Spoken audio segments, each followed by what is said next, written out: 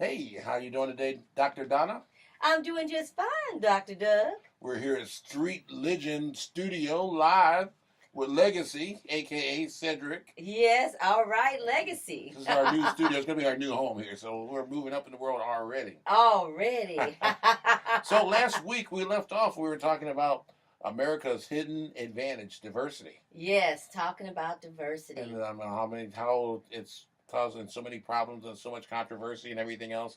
And just in the past week, the little thing about Starbucks and those guys who got harassed for going there and just drinking coffee. It's just crazy. Isn't that How something? the color of your skin or the gender can have such a huge impact in one's life and the perception of others. And if we're going to be the country that we can be going forward in the 21st century, we got to overcome that. We must overcome And when you that. look at the fact that China of all places, now allow people of African descent to be citizens. Oh, And that was wow. one of the most homogenous societies left on earth. And now you can be an African person, be a Chinese citizen, and you can marry a Chinese person in China. And that's just revolutionary. Yeah, I think that that's wonderful. The last Miss Universe was Miss Japan, and she was Japanese African or Mm. African Japanese or however that goes. But I Right. mean, it's just amazing how diversity's taken off everywhere. We've been here the longest. We've been assimilated in this society longer than in Africans. People of African descent have than any other country. And it just always seems that we have more roadblocks and hurdles to overcome than those people who are more nascent. Right. But So, we do know this. We know that Africa is the motherland. Don't we know that? that it is. That it is. So the other thing too, I wanted to talk about today. We talk about coming up with some solutions instead of complaining. Because I'm one that don't like to just sit and talk and complain. So a big thing we talked about were how kids or youth can be a solution to overcoming the problems that we have with discrimination and helping to embrace diversity throughout society. It starts with our Yes. youth. Really proud of those people from the school down there in Florida who've come up and they've really Mm-hmm. got a big thing going on, a national agenda going. That's kind of like marching back in the '60s, back when I was a kid. Those guys, they got some strength and power behind them, and they're very diverse. Yes. We got the Black Lives Matter group, and that started with a bunch of youth and women, Mm-hmm. and so there's a lot of hope and with our youth today. And it all starts with education. But one sad thing I just want to bring up before we really get into our topic today, Uh-huh. something that, and I don't want to make this a political forum, No. but one of the things that we need to do is make sure people are aware. So we want to increase awareness. We're not making any type of value judgment, not Right. Republican, not Democratic. We're not either of those. Not that any of that matters, but just making people aware. And you know that this whole thing about prisons, the great prison complex in the United States, Mm-hmm. and you know that now they've got this new formula. It used to be your third grade proficiency test Yes. would let people know how many prisons they needed to build for people because they would know that by third grade, if you were performing at a certain level, you were likely to drop out of high school and then likely to become a prisoner of the Mm-hmm. future. So that's something that's really really interesting. So now they've changed that Yes. because President Obama actually, when he was president, he was trying to get rid of all of the privatized prison system and Uh-huh. make them more government funded, government owned. Well, our new president has come in and he's outdone that. He's done away with all the government owned prisons and he's gone back. He just issued a new contracts to a dozen new privately held prisons now. So, and they've changed their way that they forecast the prison population. They now look at 4-year-old behavior, Mm. pre-kinder. They look at minorities in pre-kinder and how they behave and whether they are predisposed, whether they're asthmatic or some other type of things, dyslexic, all kinds of other behavioral or cognitive disorders, to determine the prison capacity that they need to build for it. So now Wow. it's all the way down to 4 years. So we got to really do something about that. And getting back to how we're going to help that and how we're going to, improve our or do something about diversity and all the discrimination, all of the injustice going on, starts with our kids. And one of the big things is that I like to say many people don't understand the parental or custodial, how much Mhm. influence they have over their children.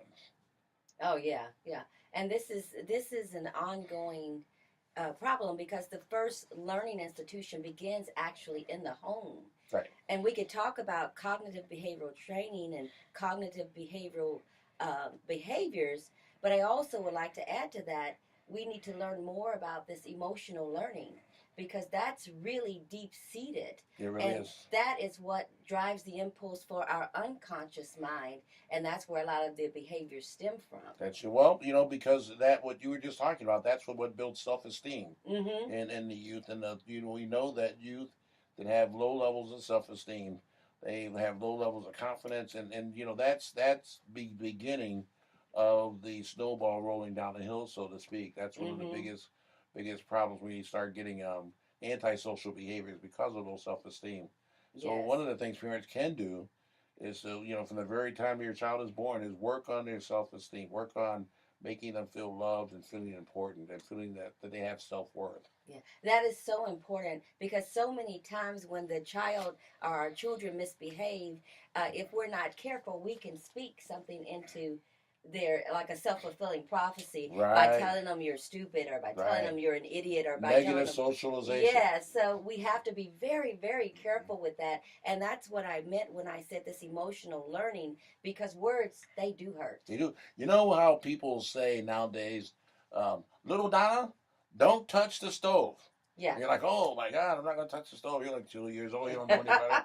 But how about it if they flipped the script and said, Donna, come over here and let me show you why you don't want to touch the stove or Exactly. how to interact with the stove. That's a whole different way of approaching something instead of from a negative perspective. And Most and kids definitely. will pick up on it. Now you've turned a negative into a learning opportunity. Absolutely. And I love how you said, let me teach you how to Exactly. interact with the stove. That was a good coaching move there, Dr. Doug. Did you like that? I like that. But we really do need to learn how to reframe our language so that it's beneficial to the person that we're Absolutely. speaking with. Absolutely. So every Well, conversation should become a learning experience exactly. that's With the youth, positive with our youth. with the youth. Because if you speak to them dummies, they'll grow up dummies. That's true. So That's if you true. speak to them like they're intelligent Rhodes Scholars, they'll become intelligent Rhodes Scholars. Yes, that's good. I like that. That's a The other very good thing point. is too. Now the other thing is, the other thing is, especially our minority populations, more so than the rest. There seems to be what I've looked at studies that an area of cultural awareness Mm, that we need to make sure that our youth understand who they are, where they come from, and the importance of their heritage and their culture. Whether they're most definitely. Native Americans, whether they're Oriental, African American, Hispanic, or whatever. Each of us, as we talked last week, Mm-hmm. come from a very, very rich heritage, and it's that heritage that each of our cultures we bring to this melting pot Mm-hmm. that makes it America's hidden advantage. Yes, most And so definitely. we need to make sure our children understand it, and that they reflect that in the way that they dress, that they hold their head up high, and that they look people in the Yes. eye. That they're not holding their head down. Mm-hmm. So that's another important aspect. So what do you think about that? I think that you're absolutely right, and that's to the point.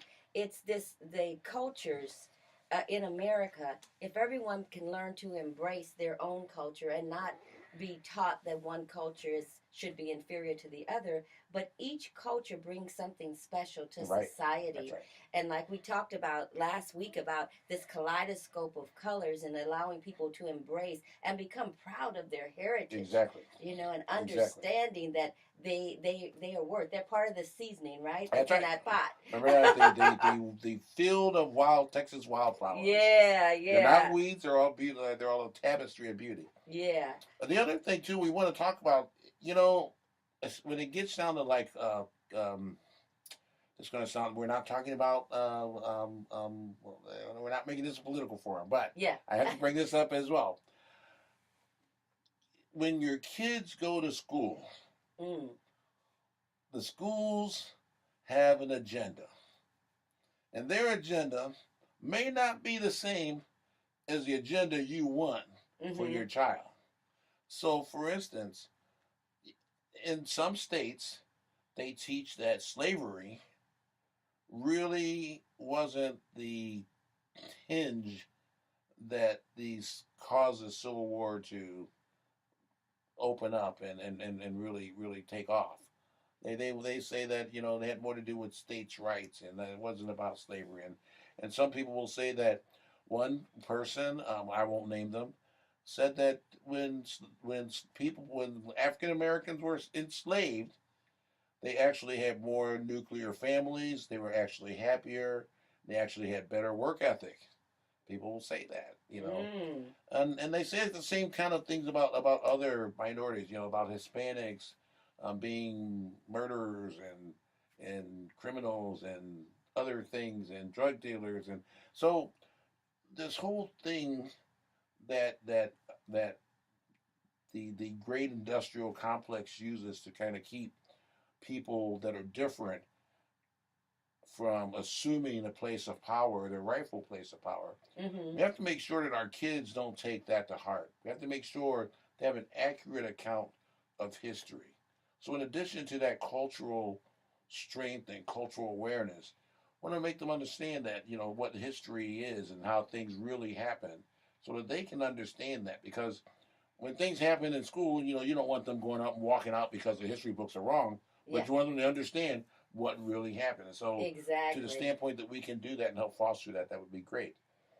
Right. So, we could say some people may call this miseducation, but in some instances it's undereducation as well, because a lot of cultures aren't or haven't been able to really truly teach about heritage in its full entirety, Well, right? because some of us subjugated because we feel that it's not socially acceptable to talk about things in their actual historical context, Hmm.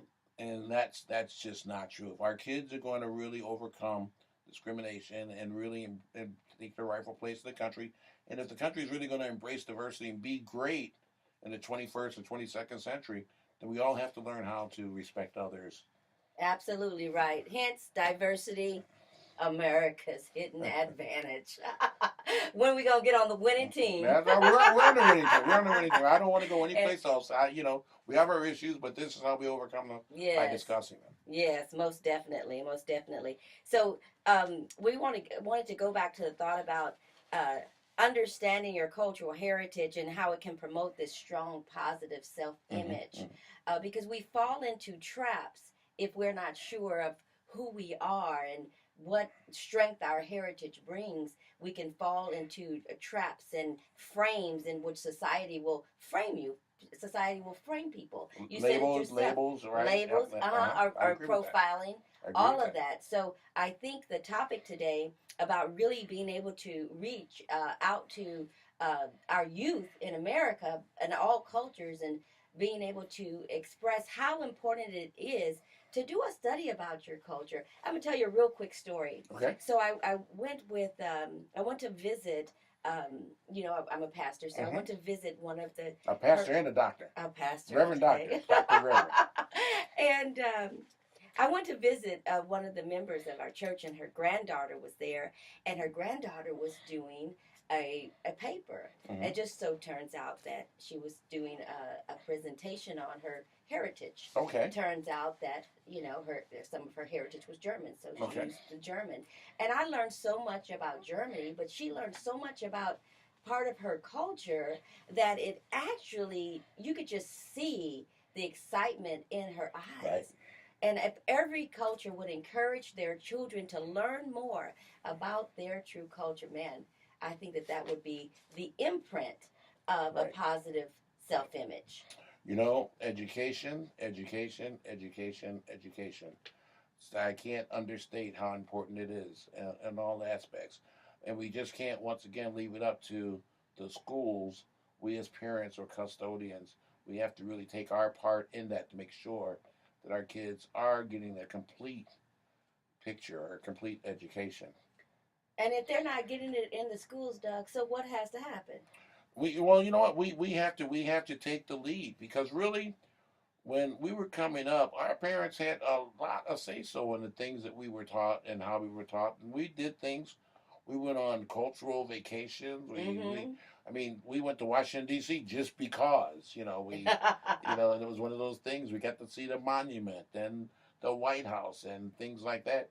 And so we've got all these cultural things today. There is the Museum of Peace and Justice that Mm. just opened in Birmingham this past weekend. Did you know that? I didn't know that. I was Uh, unaware. See, I should be on point. it is the only monument ever, the first one ever, to Mm-hmm. recognize the struggles that African Americans went through during Jim Crow days. Mm. Over 45,000 African Americans were killed during the Jim Crow law days. Yes. And this is a monument that is a testimony or a celebration or in remembrance of them, Yeah, so to speak. commemorate them. Oh, that's Mhm. awesome. That's wonderful. I'll have to do my research on that and truly get put my social awareness around that as well. Yeah, and yeah, but any of those kind of things, any of those monuments, we've got the new African American monument in Mm-hmm. D.C. The other thing that to do, practice makes perfect, and I think that anytime your kid has an opportunity to take a leadership portion or a leadership role, Mm-hmm. whether it's in the Girl Scouts, the Boy Scouts, soccer, baseball, or church, Sunday school. Mm-hmm. My mom, when I was a kid, let me read the minutes of the church. So at church, the old school Baptist churches anyway, Yeah. they come to the point, right before you knew when they were going to take the offering, because they called the secretary up. And they'd say, "Remember, we got Sister Heath. You come up and you can read the minutes. What are the minutes for this week?" And any of the where there was going to be a bake sale or an usher meeting or a deacon Mm-hmm. meeting or whatever. And you had to see read those so everybody would understand what was going on.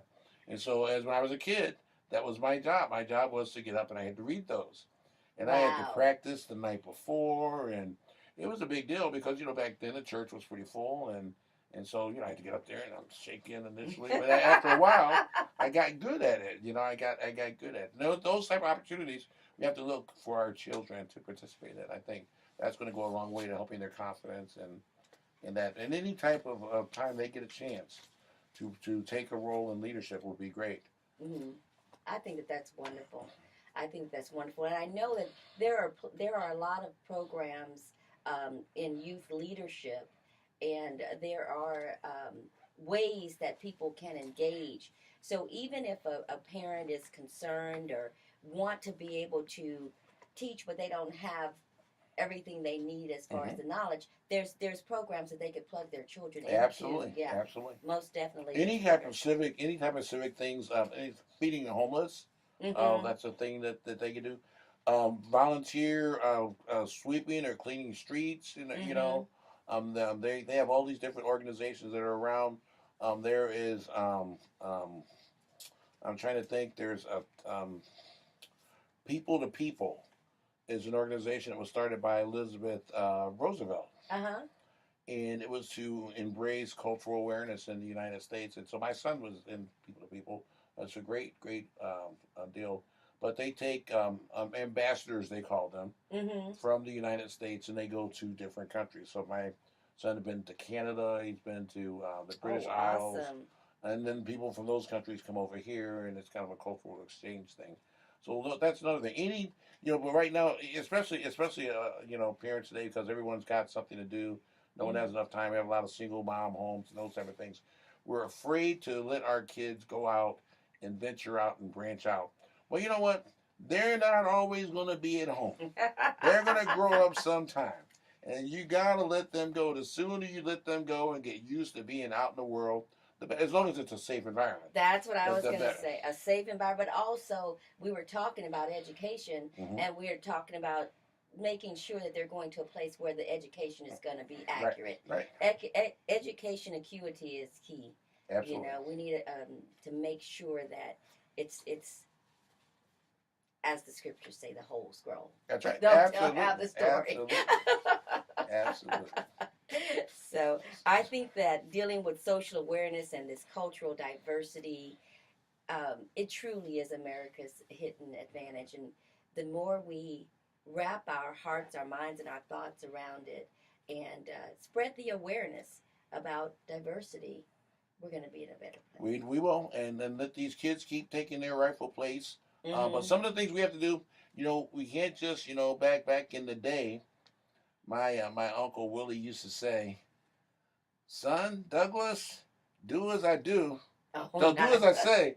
Don't do as I do." Yeah. Well, see, kids, these millennials, they kind of going to watch what you do and watch Right. what you say. So we have to model the behavior we want them to do. Mm-hmm. We got to make sure that we aren't using stereotypical terms. That whether they're good terms or bad terms. We can't say that Right.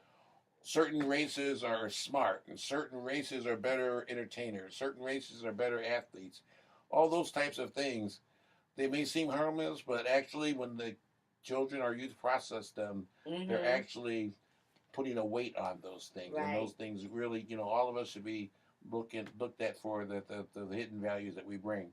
So we just need to make sure that they understand that prejudice is wrong, that labeling is wrong, Mm-hmm. that everybody has their place, and everybody should be valued for the differences and the things that they bring to the table.